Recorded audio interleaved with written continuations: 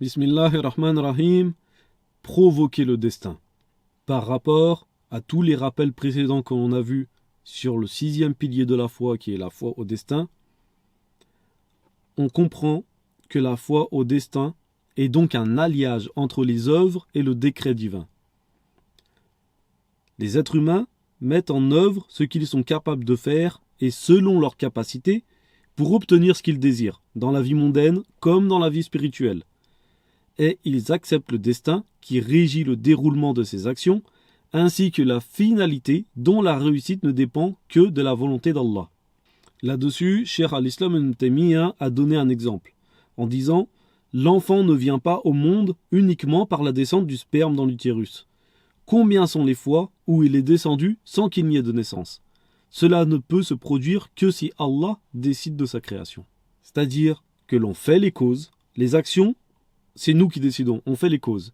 Et la finalité, l'atteinte du but, elle dépend d'Allah. Dans Surat Maryam, verset 25, Allah dit à Marie, fille de Imran, alors qu'elle venait d'enfanter Jésus, alayhi salam, au pied du palmier. Secoue vers toi le tronc du palmier, il fera tomber sur toi des dattes fraîches et mûres. D'après l'imam Ash-Shinqiti, certains savants ont dit à propos de ce verset que la charia ordonne d'œuvrer et de provoquer le destin. Ils disent que cela ne s'oppose en rien à la confiance que l'on place en Allah subhanahu wa ta'ala. Tout musulman doit savoir qu'œuvrer pour défendre ses intérêts est un ordre de la charia. Et cela n'est pas contraire au fait de placer sa confiance en Allah subhanahu wa ta'ala. Car en effet, toute personne responsable de ses actes cherche les moyens de se soumettre à l'ordre de son Seigneur, tout en sachant et tout en ayant la certitude que tout ce qui lui arrive dépend de la volonté d'Allah, exalté soit-il, et qui fait ce qu'il veut. Cette personne place donc sa confiance en Allah, subhanahu wa ta'ala, tout en sachant qu'il ne lui arrivera que ce qu'Allah, subhanahu wa ta'ala, lui a destiné, en bien ou en mal.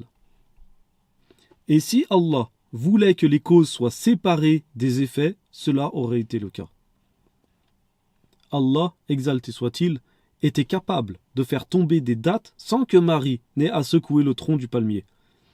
Mais il lui a ordonné de provoquer leur tombée en secouant le tronc. Et certains savants dirent à ce propos, « Ne voyez-vous pas qu'Allah, exalté soit-il, dit à Marie de secouer le tronc afin que des dattes tombent, alors que s'il avait voulu qu'elle obtienne ces dattes sans secouer le tronc, elle les aurait eues, mais tout est fait à une cause. » Et ça, c'est un sujet qu'on va approfondir un peu plus dans les rappels suivants. Le fait que le musulman, quand il veut quelque chose, que ce soit dans la vie d'ici-bas, la vie de tous les jours, la vie mondaine, ou dans la vie spirituelle, par rapport à sa religion, à sa foi, il fait les causes. Les causes, les œuvres, ça vient de lui. C'est-à-dire, il va mettre tout en œuvre. On se donne à fond, on met tout en œuvre pour obtenir ce qu'on veut, pour arriver à nos fins. Et au final, le but, c'est-à-dire la réussite finale, elle ne dépend pas de nous en fait. Elle dépend d'Allah. C'est lui qui décide s'il nous accorde ou non. Et ainsi, le croyant n'a aucun regret. À partir du moment où on fait tout ce qu'on est capable de faire pour obtenir quelque chose, où on a fait tout, on ne pouvait rien faire de plus, on a tout mis en œuvre, si ça n'a pas marché, alors on n'a aucun regret, puisque ce n'est pas de notre faute en fait. C'est Allah qui a décidé de ne pas nous accorder cette chose. Et si Allah décide de nous accorder, encore une fois, on a allié le destin avec les causes. Subhanakallahumma wa bihamdik, ashhadu an la ilaha illa anta wa astaghfiruka wa atubu ilayk.